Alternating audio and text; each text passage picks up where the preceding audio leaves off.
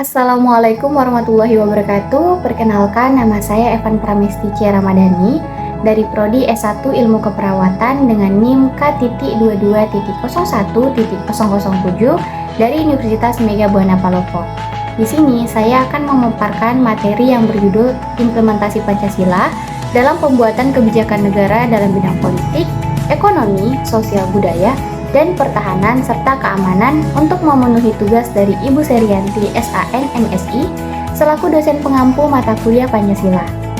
Implementasi Pancasila dalam pembuatan kebijakan negara di bidang politik, ekonomi, sosial budaya, dan Hankam dilakukan dengan cara sebagai berikut. Yang pertama, di bidang politik. Implementasi Pancasila dalam pembuatan kebijakan politik dilakukan dengan memperhatikan prinsip-prinsip demokrasi yang terkandung dalam Pancasila, yaitu kerakyatan yang dipimpin oleh hikmat kebijaksanaan dalam permusyawaratan perwakilan. Kebijakan politik harus menghargai hak-hak warga negara dan memastikan partisipasi warga negara dalam pembuatan keputusan politik. Hal ini diwujudkan dalam pelaksanaan pemilu secara demokratis, pengelolaan negara yang transparan, dan memperhatikan prinsip rule of law.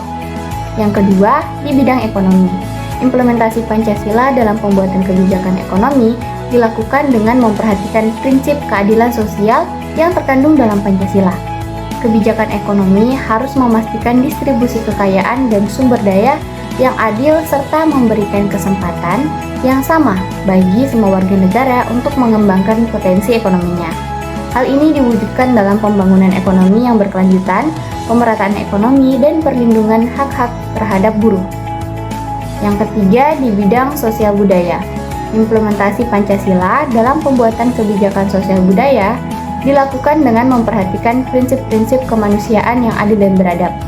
Kebijakan sosial budaya harus memastikan perlindungan hak asasi manusia, penghormatan terhadap keberagaman budaya, serta memajukan kesejahteraan sosial.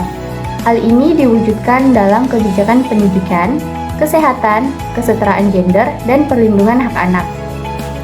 Yang keempat, di bidang pertahanan dan keamanan. Implementasi Pancasila dalam pembuatan kebijakan pertahanan dan keamanan dilakukan dengan memperhatikan prinsip persatuan Indonesia dan ketahanan nasional. Kebijakan ini harus memastikan keamanan dan kedaulatan negara, serta memperhatikan keseimbangan antara pertahanan dan pembangunan nasional. Hal ini diwujudkan dalam kebijakan pertahanan dan keamanan nasional yang efektif dan efisien, serta bekerja sama dengan negara-negara lain untuk menjaga perdamaian dan keamanan dunia. Secara keseluruhan, implementasi Pancasila dalam pembuatan kebijakan negara di bidang politik, ekonomi, sosial budaya, dan pertahanan serta keamanan dilakukan dengan memperhatikan prinsip-prinsip dasar Pancasila yang terkandung dari penjelasan sebelumnya.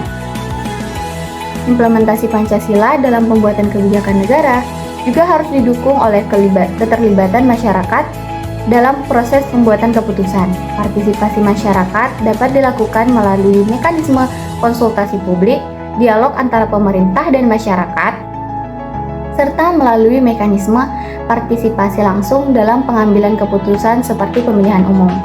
Selain itu, implementasi Pancasila dalam pembuatan kebijakan negara juga harus memperhatikan perkembangan zaman dan tuntutan kebutuhan masyarakat. Oleh karena itu, pemerintah perlu melakukan evaluasi terhadap kebijakan yang sudah diambil, serta berupaya untuk mengembangkan kebijakan yang sesuai dengan kebutuhan dan perkembangan zaman.